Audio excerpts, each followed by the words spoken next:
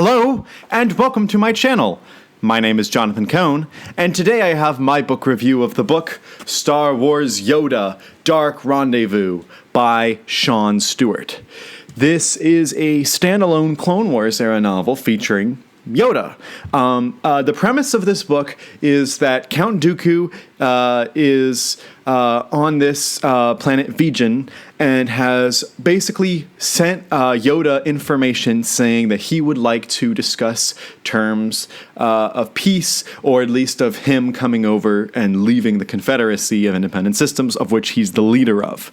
And this book is about Yoda weighing whether or not he is going to join a mission to go and talk with Dooku, or I should say not join, lead the mission. And so Yoda, of course, does decide to go along, and the book follows Yoda's mission to go meet Dooku. And that's the basic premise of the book. But like a lot of Star Wars books, this book deviates quite a lot from its main character. And in fact, quite a bit of the book is told from the perspective of two Padawan learners. You have the Padawan Hui and then the Padawan Scout. And both of them are kind of outcast Padawans that don't really fit in with the rest of the Padawan group. And so naturally, Yoda kind of takes them under his wing, and he finds masters for both of them, and they and their masters accompany Yoda on the mission. And so most of the book, a high majority of the book, is actually told from the Padawan's perspective, not from Yoda's. And so because of that, I actually think that marketing this book as Yoda: Dark Rendezvous was actually a mistake. I think that they should have just called it Star Wars: The Clone Wars: Dark Rendezvous, and not included Yoda in the title, but instead had Yoda on the cover. I think that would have worked better. It's kind of like how the Kenobi novel isn't particularly told through Kenobi's perspective. Kenobi is present throughout a lot of it, but most of the book's not from his perspective. And same with like Darth Plagueis, where a lot of Darth Plagueis is from these other characters' perspectives. So it's kind of a staple in Star Wars books. So I'm not necessarily knocking the book on that. I'm just pointing out, don't expect this whole book to be from Yoda's perspective, because it's not. It follows the same path those other books do.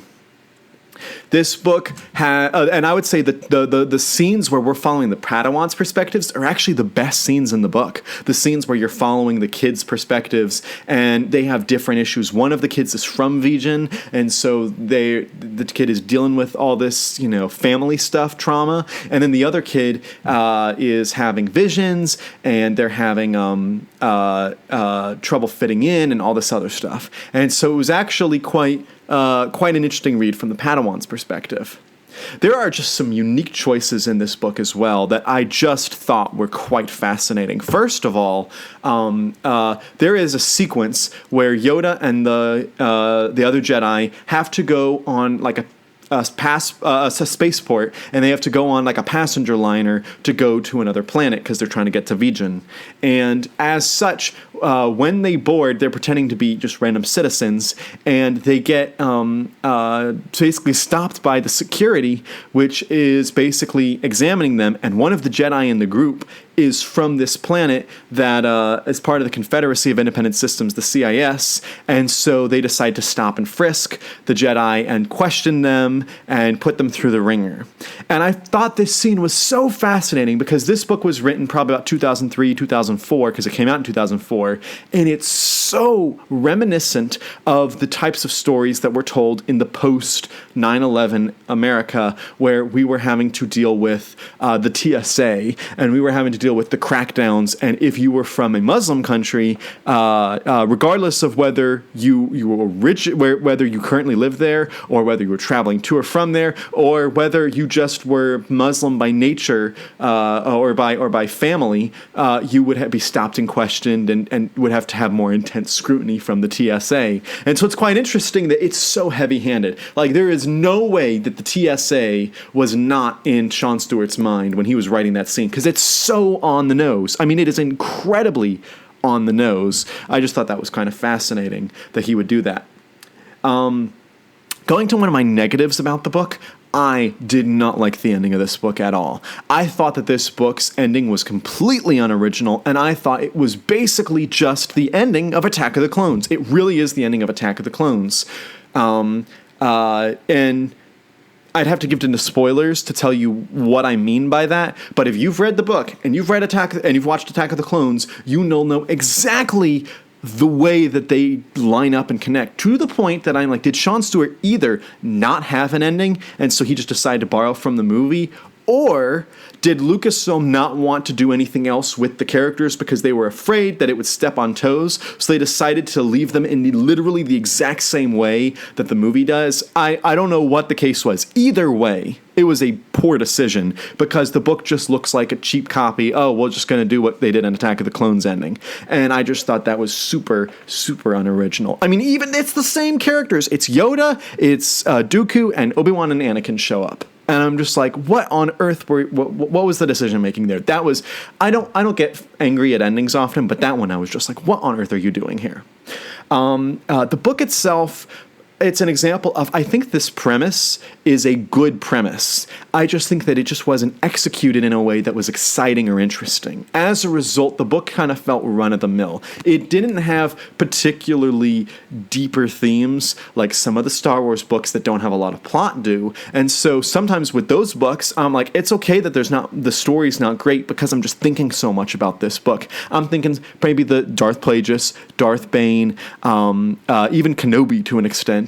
The plot's not strong, but the ideas of the book just, propel me forward. And then there's sometimes where you just read a book and you're just kind of like, it's just kind of there. I'd view The Approaching Storm by Alan Dean Foster in the same way. Like, this has, it's a story, but I mean, I don't feel connected or the value of it as much. And so to me, that's where Dark Rendezvous is that I'm just kind of like, it has this story, but it doesn't truly grasp for the deeper themes as much. It tries to go for a few themes with the Padawans, but not enough. And I think personally, I would have preferred the book if it was really more focused on the Padawans and had less of Yoda in it, or if they'd flipped it and just made it about Yoda going on this journey.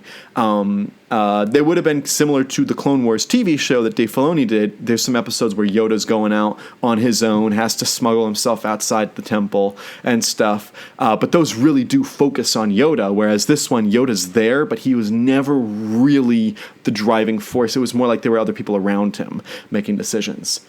Ventress was just weird in this book, and I'm really curious how this book lines up in continuity because, and this is getting real into the weeds, I know that Dave Filoni's Clone Wars comes afterwards, and they kind of did a bit of a change in the way they dealt with the timeline at the time. But Tartakovsky's Clone Wars was either happened or in the midst of happening when this book came out. And so if you've seen Tartakovsky's Clone Wars, Ventress shows up and then promptly is killed by Anakin in her first encounter with him. And so this book, it's supposed to be that Ventress has established herself and she's around, and so she meets Anakin again and she doesn't die from it, and it's obviously not the same encounter as Tartakovsky's Clone Wars. So was Tartakovsky's Clone Wars not part of the EU timeline? Was it separate?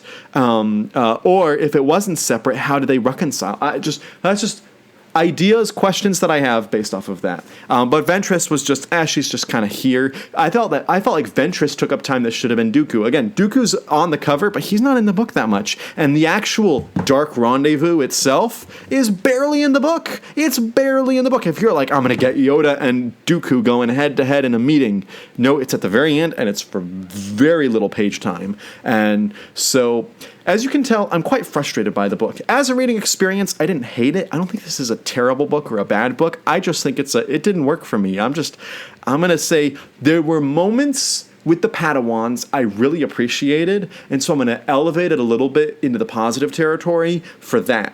But that's all it gets into the positive territory. So I'm going to give it a 6 out of 10. An example of a book where just did not work for me, and I wish it had. And to be honest, I've now read 7 of the 16 Clone Wars era books, and none of them have gotten higher than a 7 out of 10.